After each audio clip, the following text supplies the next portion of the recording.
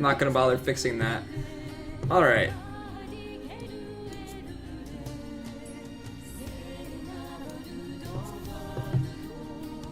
Alright guys, so let's take a look at this.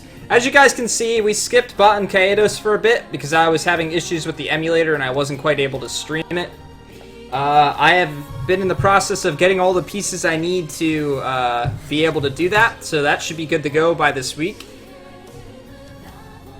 So we will move right back onto that then. We're starting to get further down the list, so it's harder to see the things at the same time. Alright, so was this spoiler-free? Yes, this was spoiler-free. I still have no idea what's going on half the time in this game. Alright, the music rating. I enjoyed the music. But it wasn't anything spectacular. Some of the music was really good, like the sadder themes and stuff like that, and like really like pumped up themes were really good. But the themes that you heard the most, like a lot of games, were just played so much. And the biggest flaw with the music in this game is that you were in these areas battling and doing a bunch of missions or rooms and stuff like that for a long period of time. And you were hearing the same music. It never stopped. It just kept going and going and going and going and going. And it got really old. But I still enjoyed it. And again, anytime that I can take a OST and I can grab like 5 to 10 songs off of it that I would enjoy listening to outside of anything else, it's something that's actually good in my opinion. So I'm going to go ahead and give it a 7. And I can't really fault the music itself as being a flaw in how much it plays. But it did play, like, good music and stuff like that at points in time. Graphics for the era. I remember the graphics for Disgaea, and I like the graphics in this game. I like the sprite work. I didn't so much like the some of the demon sprite work and stuff like that. I feel like a majority of them looked very similar, with just, like, a changing of the type of animal that it was kind of trying to portray from the top. But for the most part, they were very, very, very similar. And it has the same thing with Disgaea where they reuse a lot of the sprites and just change the colors of the sprites and things like that. But I guess it makes kind of sense in a tactics game. You don't want to be making like 500 different sprites for different enemy types and things like that. So I'm going to go ahead and give it a 7. Story rating. So the story was kind of goofy and like all over the place at the start. It didn't make a whole lot of sense. It started to come together a lot more later. But I enjoyed the characters. I think that the characters do grow a lot, but I think you get a majority of the story from like chapter 6 or 7 on. The rest of it was kind of just like running all over the place, finding people doing silly things. But I guess I was kind of trying to build like what they do and where it came from and what type of people they were and stuff like that. But it was fun and quirky and it was enjoyable. So I'll go ahead and give that a 7 as well. Now the mechanics. The battle mechanics are very similar to Disgaea. So I like that aspect of it. I like the fact that your weapons seem to level, although I don't know what that actually did for you. I didn't see any increase of anything. Putting the stuff on my characters for like stats and stuff like that.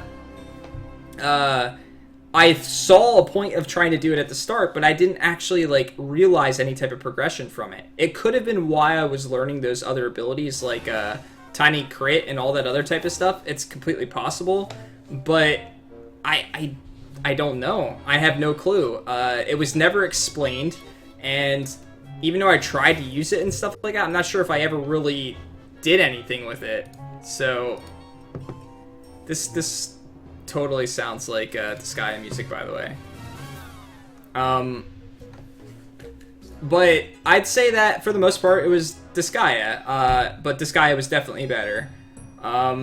The ability to throw enemies would have changed how you move through the maps. You didn't really have to use a lot of characters, which I always kind of feel is okay with me. I don't necessarily call it a flaw or anything like that, but I enjoyed the characters that I used, but they took them away from me. So, like, they kind of force these characters on you, they force them into your party, they make them stronger than what you currently have, which is mostly monsters and stuff like that, but then they take those characters away from you. And of course, the 2 characters that I was barely using at that time were the 2 characters that I was stuck with for a while. So that was a little bit frustrating. But I'd say the thing that I had the most frustration with in this game was the geo panels and how they worked. I understand where they came from and what they turned into, and I like, although they kind of frustrate me in Disgaea as well, I like what they turned into, but in this game they were just, there was no real point to them. Because of them spawning randomly around the map and stuff like that. If you were able to go into a map and die and then see where stuff was set up and then come up with a plan of like, okay, I'm going to make a circle and I'm going to get the extra damage and stuff like that going on, that'd be fine. It would actually be really tactical. But then sometimes you would go in and it would be completely different. And so would the enemies on occasion. So it was a bit frustrating. And then you add to the fact that they spawn monsters if you can't destroy them quick enough. And most of the time you need at least 2 purity casts to be able to take them out, sometimes more. So you're putting your characters in harm's way just to be able to destroy them so that you're not fighting more enemies within a quicker time period. So I'm going to say that I'm going to give it a 6 for the mechanics. The geo panels really killed it for me.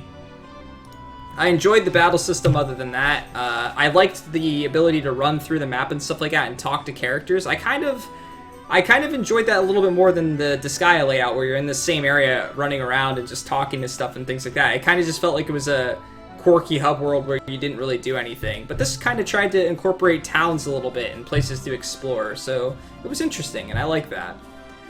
Grinding rating. I didn't really grind, but I fought almost every enemy in most areas. But I obviously struggled a lot at the end of the game, so I'm going to say that there should have been a little bit more grinding that was going on than what I did. And as Nakurdi will always say, if I just would have spread my experience out between my characters, then I would have been fine, right? But then I would have had a whole bunch of characters that were like level 30 and would have gotten one shot. So I think really there was a little bit of grinding that needed to be done.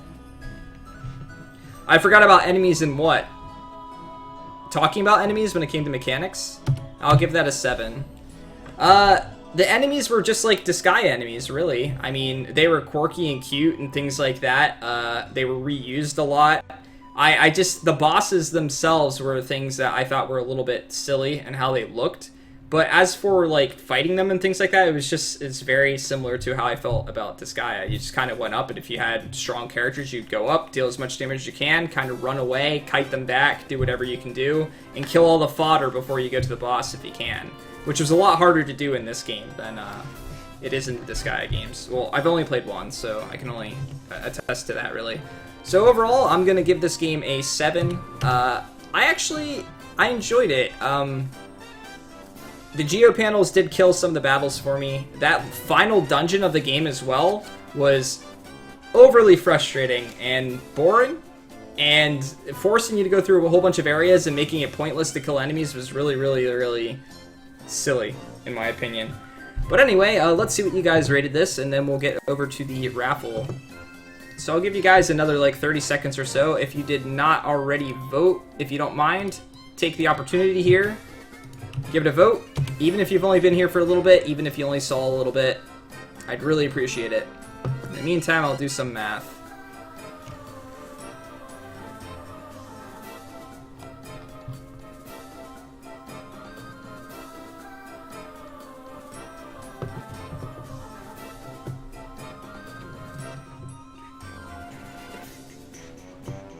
And I'll fill this stuff out in the meantime. Would I replay this game? I don't know. When it comes to tactics games and stuff like that, I don't know that I very often want to replay them. But it's one of those things that I might play after a period of time has passed.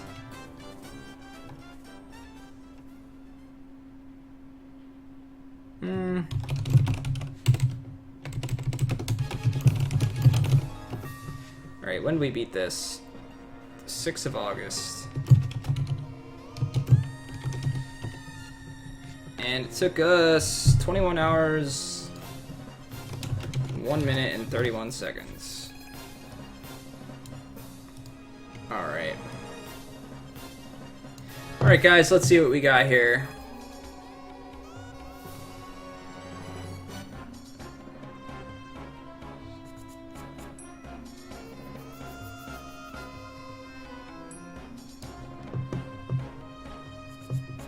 Uh, Alright, it seems like you guys agreed with me. You guys gave it a 7 as well. Yep, Nakurti's here. You totally didn't give it the rating it deserved. What did you give it, Nakurti?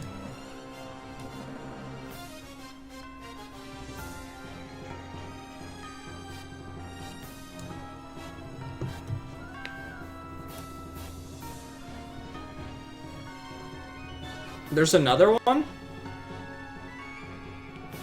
Oh, it's a remake. Interesting. I don't know that I would play that. Although it might be on my list. You gave it a 5? Nah. I definitely enjoyed it more than a 5. I feel like it was just worth a playthrough. And if it's a game that's worth a playthrough for me, it's already more than a 5. Alright, so let's get Nightbot ready here. And thank you for voting, guys. I really appreciate it. I'm always interested to see what you guys think.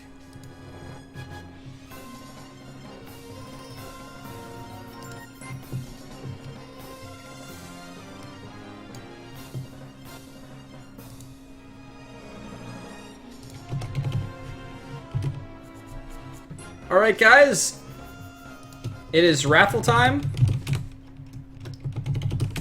If you want to be entered, all you have to do is type the word raffle. If you type the word raffle, you have the chance to win and pick the next game that we play in our JRPG tour.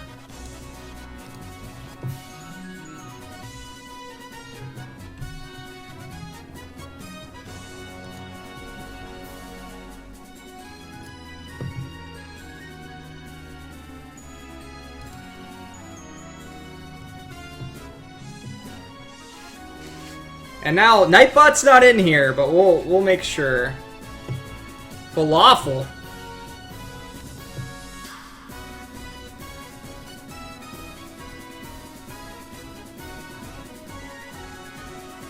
How come everyone gets here just in time for the raffle? That tends to be how it goes. The bot was in chat earlier.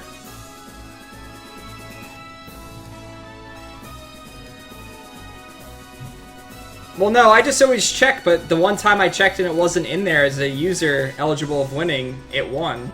So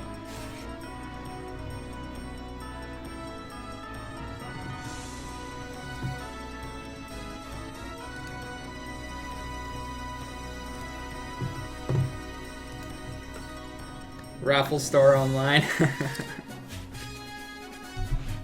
Again, for those of you that enjoy lurking and stuff like that and don't type too much in chat, you can... I highly recommend just entering, take your chance at winning, and pick a good game. If you enjoy watching JRPGs, even if you just want to lurk and watch it, just go ahead and type the word raffle. If you win, pick a game, and it'll be after Botan Kaitos here. Botan Kaitos, Botan something or other. Hey, I picked the right green this time. Alright, guys. We'll give you guys about another 30 seconds or so.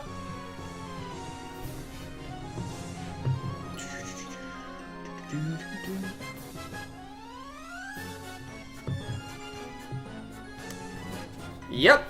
Go ahead and take a look at the list, everybody. Get your games ready.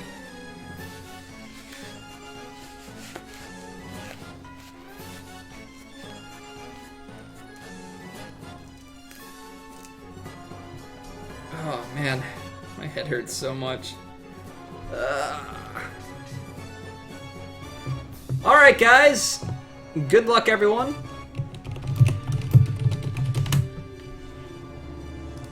Five, 4, 3, 2, 1. Anybody but Nakurti!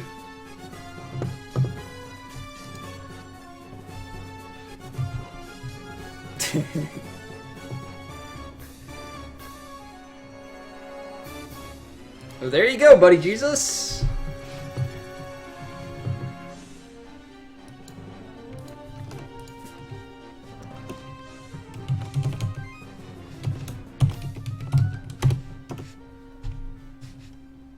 Kind of rigged.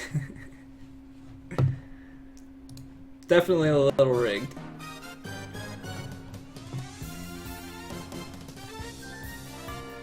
Oh yeah, Wild Arms 3?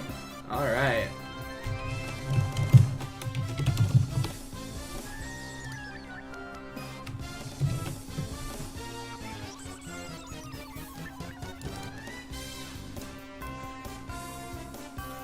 Sounds like your victory music right here going on.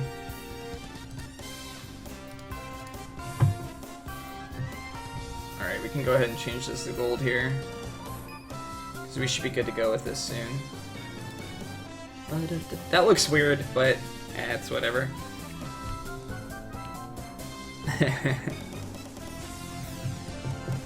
Alright guys, as soon as I get the setup and stuff like that, we'll be going with game 19, which was picked by Eltanin, Batan Kaitos, Eternal Wings in the Lost Ocean.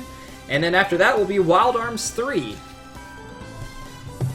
So thank you so much for sticking around, especially those of you that have been here for the last 9 hours, hoping for me to finish this game. In the meantime, I'm going to find someone to host, and I'm going to get stuff done that I was supposed to get done today.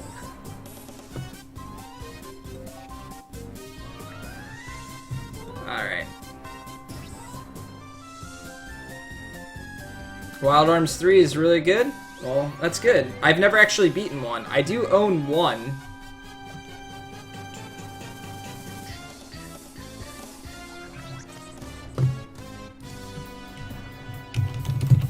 Alright guys, I'm going to host Background Guy 02. He is still hosting a event, Xanathon. If you do not know about it, I recommend heading over there. Go ahead and take a look at the pay spin and stuff like that. This has helped a really good friend out, so I really appreciate it if you guys stick around there for a little bit, show some love. And if you don't already follow Background Guy, I highly recommend you do. He does a bunch of different speed runs. He does some casual runs as well. A lot of JRPGs on his end as well. So if you're here for JRPGs,